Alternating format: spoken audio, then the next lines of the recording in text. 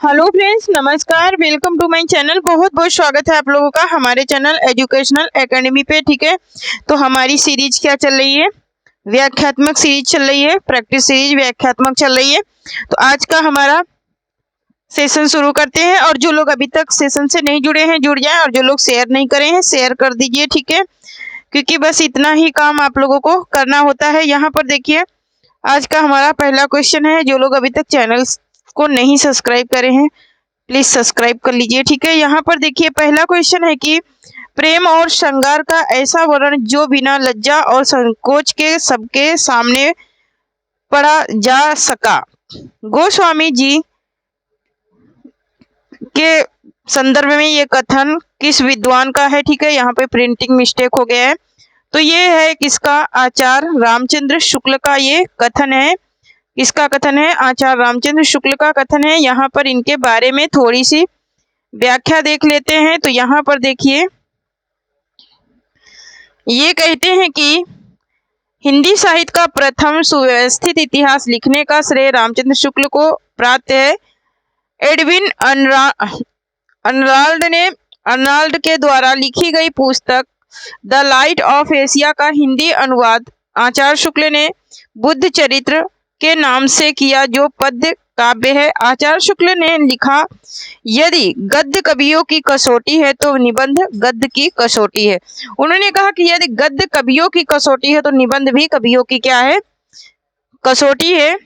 आचार्य शुक्ल ने चिंतामणि भाग 1 निबंध संग्रह का संपादन 1939 ईस्वी में किया था, जिसमें कुल 17 निबंध संकलित हैं।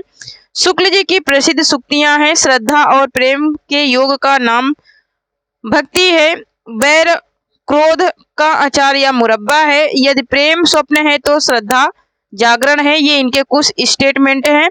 यहाँ पर देखेंगे नेक्स्ट पॉइंट में ये क्या कहते हैं। तो यहाँ पर देखिए, डॉक्टर नामवर सिंह ने लिखा कि शुक्ल जी को इतिहास पंचांग के रूप में प्राप्त हुआ था।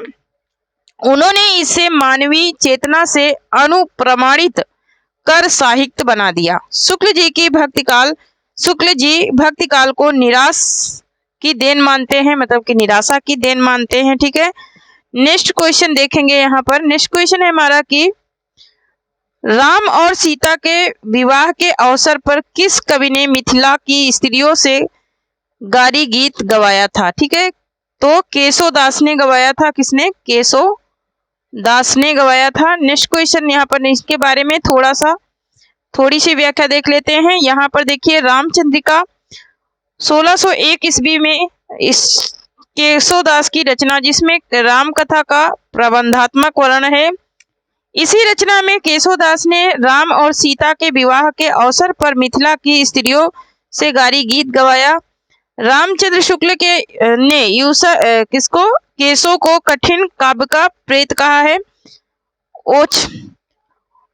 ओरछा नरेश महाराज इंद्रजीत सिंह केशव को अपना गुरु मानते हैं। इनका जन्म 1560 के आसपास माना जाता है। केशवदास को डॉक्टर नागेंद्र ने रीतिकाल का प्रवर्तक माना है। भक्तिकालीन कवियों में संभवतः ये पहले कवि हैं जिन्होंने ब्रज भाषा में मुक्तकों के साथ साथ प्रबंध काव्य की रचना का सूत्रपात किया। इनकी प्रमुख रचनाएं हैं जो कि नीचे हैं। पहली है रसिक प्रिया 1591 में, फिर है रामचंद्रिका 1601 में। नेक्स्ट पॉइंट पे देखेंगे। तो यहाँ पर देखिए, नेक्स्ट पॉइंट पे है कवि प्रिया 1601 में, है ना। रामचंद्रिका भी 1601 में, कवि प्रिया भी 1601 में। रसिक प्रिया क्या है? 1591 में। रतन बाविनी है 1607 में। तुलसीदास की किस रचना का संबंध ज्योतिष से है? नेक्स्ट क्वेश्चन है, तुलसीदास की किस रचना का संबंध ज्योतिष से है? तो ये इनका जो संबंध है वो रामाज्ञा प्रश्न से है। किससे है? रामाज्ञा प्रश्न से है ज्योतिष का संबंध। यहाँ पर इनके बारे में थोड़े से पॉइंट देख लेते हैं। यहाँ पर देखिए, रामाज्ञा प्रश्न अवधी भाषा में लिखा गया मुक्तक का।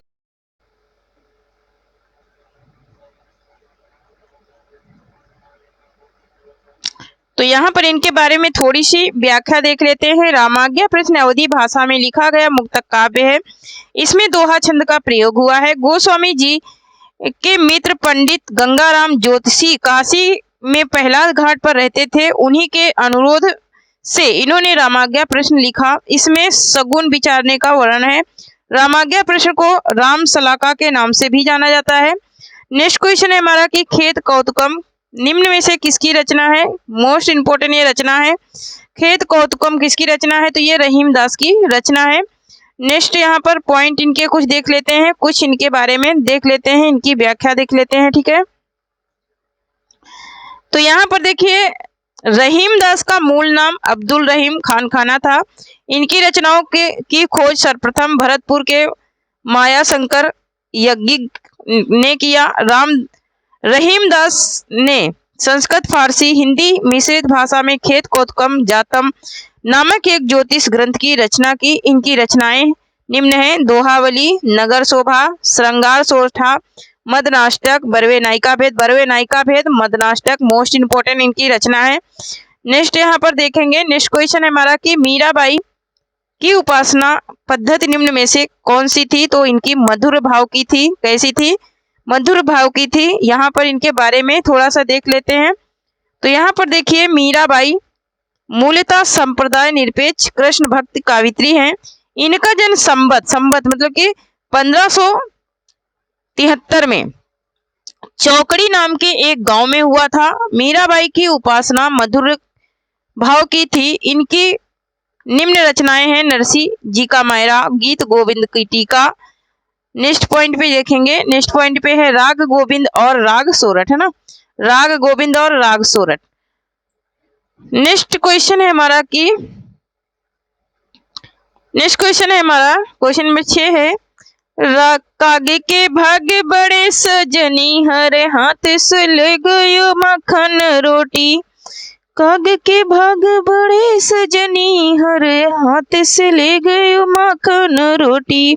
करें कि काग के भाग बड़े सजनी हरि हाथ सो ले गयो माखन रोटी। किसके बारे में लिखते हैं, रसखान लिखते हैं श्री कृष्ण के बारे में। रसखान की ये पंक्ति है। नेक्स्ट क्वेश्चन यहाँ पर नेक्स्ट पॉइंट पे देखेंगे।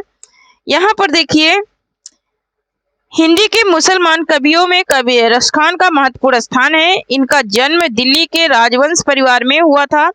इन्होंने कवित्व और सवैया छंद में रचना की। रसखान की भक्ति रीझकर भारतेंदु ने लिखा था, इन मुसलमान हरिजन पे कोटिक हिंदू वारिये। इनकी मुख्य रचनाएं हैं सुजान रसखान जो कि मोस्ट इंपोर्टेंट है, और प्रेम वाटिका। फिर है यहाँ पर देख लेते हैं कुछ इनकी क्या है, प्रेम वाटिका, ठीक है। यहाँ पर देखते हैं क्वेश्चन नंबर 7 है कि रास पंचाध्याय की प्रमुख विशेषताएं क्या हैं।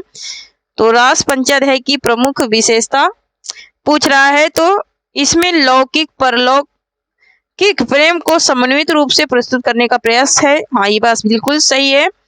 उसके बाद ये कह रहे हैं कि यह रोला छंद में लिखा गया है, ये भी बात सही है। उसके बाद कह रहे हैं कि इनमें दुरारूढ़ कल्पना दिखाई गई है, नहीं, ये बात सही नहीं है, दुरारूढ़ कल्पना नहीं दिखाई गई है। रास पंचाध्याय कृष्ण की रासलीला का वर्णन किया गया है, हाँ, ये बात बिल्कुल सही है। इसमें अनुप्रस्थित युक्त साहित्यिक भाषा का प्रयोग किया गया है, हाँ, ये भी बात सही है। तो यहाँ पर ऑप्शन नंबर बी राइट हो जाएगा। 1 2 4 5 ये इसका राइट आंसर हो जाएगा, ठीक है। नेक्स्ट क्वेश्चन देखेंगे।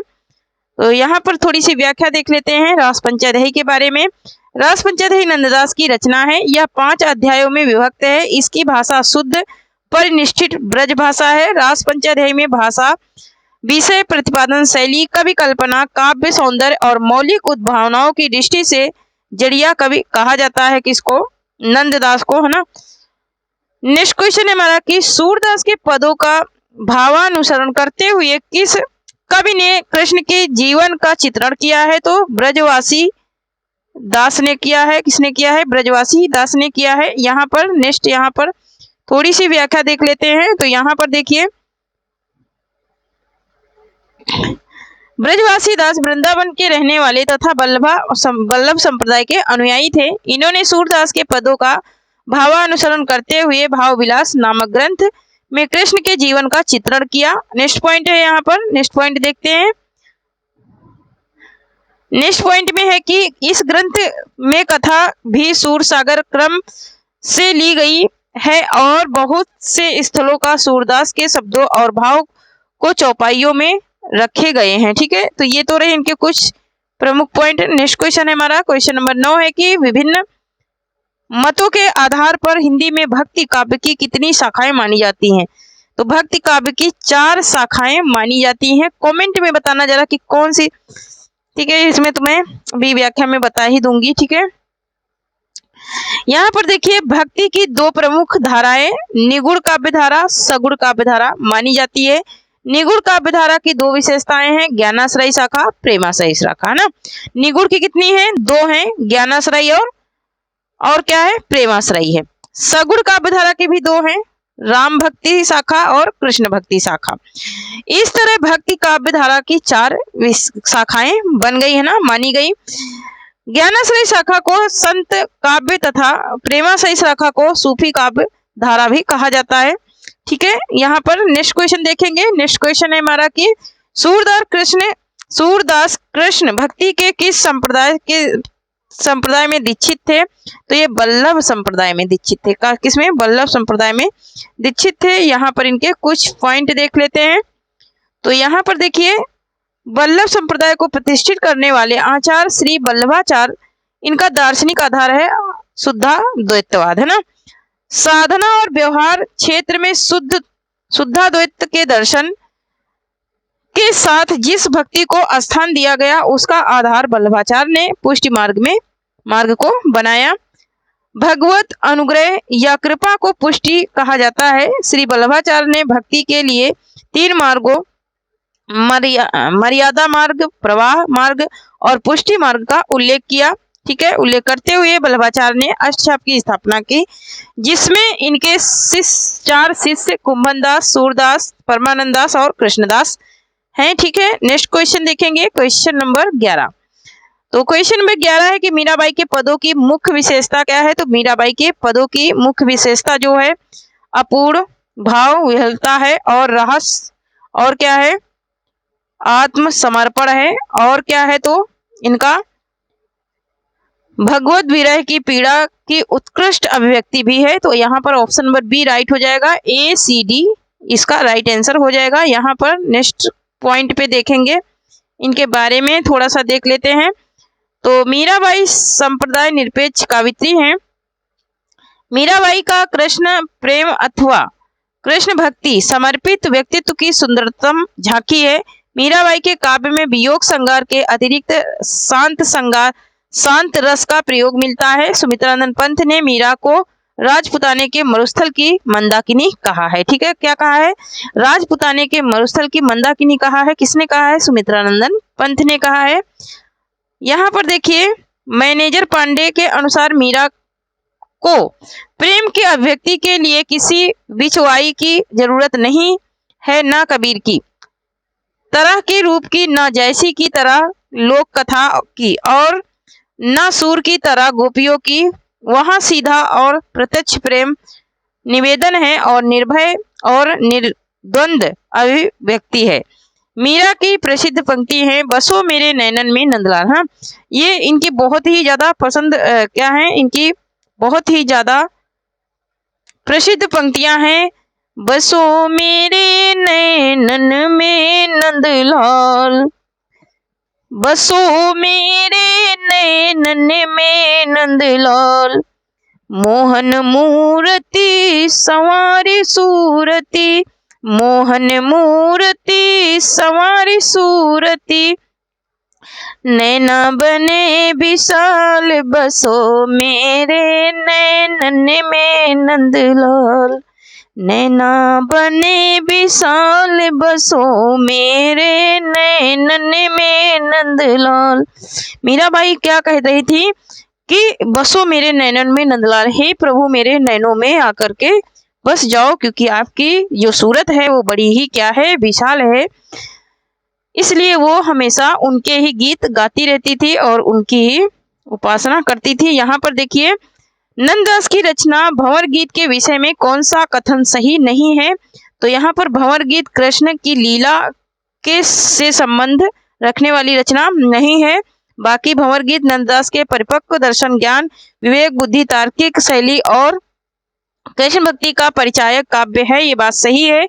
इनके पूर्वार्ध में गोपी उद्धव संवाद है, ये बात भी सही है। और उत्तरार्ध में कृष्ण प्रेम में गोपिया की विरह दशा का वर्णन है, ये बात भी सही है। इस रचना का मूल उद्देश्य निगुण निराकार ब्रह्मा की उपासना खंडन करते हुए सगुण साकार कृष्ण की भक्ति की स्थापना करना, ये बात भी बिल्कुल सही है। ठीक है, तो यहाँ पर नेक्स्ट यहाँ पर इनके बारे में थोड़ी सी व्याख्या देख लेते हैं। ठीक है, तो यहाँ पर देखिए, यहाँ पर है कि अर्थछाप के सभी कवियों में सूरदास के बाद नंददास की प्रसिद्धि सबसे ज्यादा है। ठीक है, अर्थछाप के सभी कवियों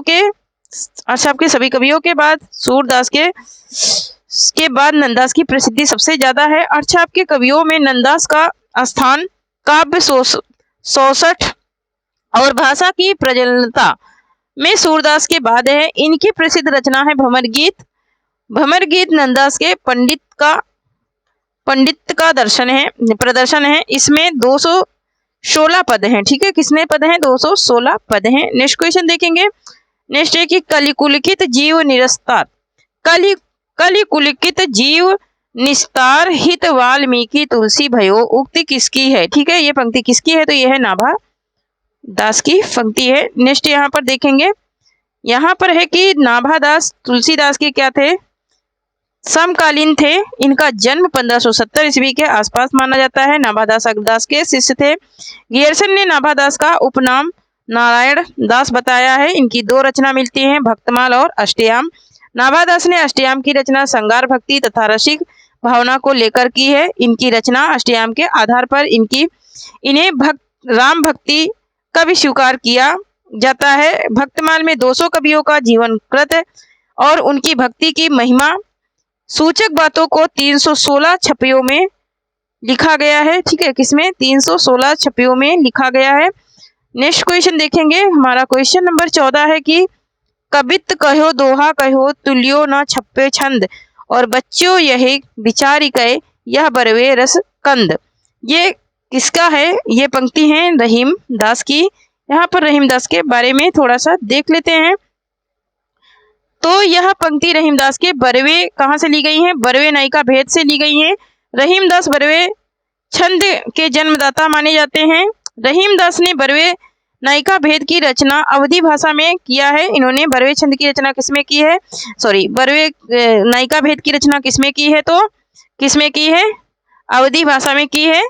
पंडित मायाशंकर यज्ञिक ने रहीम का एक दूसरा पूरा संग्रह रहीम रत्नावली के नाम से प्रकाशित किया। रहीमदास की निम्न रचनाएं हैं नगर शोभा, रहीम दोहावली या सतसई, श्रृंगार सोरठ या फिर मदनाष्टक। ठीक है, तो ये तो थी इनकी कुछ प्रमुख रचनाएं। यहाँ पर इनकी कुछ पंक्तियां। खीरा सर से काट के मलितकत लोन लगाए, कह रहे हैं कि खीरा सर से काट के मलियत लोन लगाए और रहीमन करो मुखैन को चाहिए यही सजाए।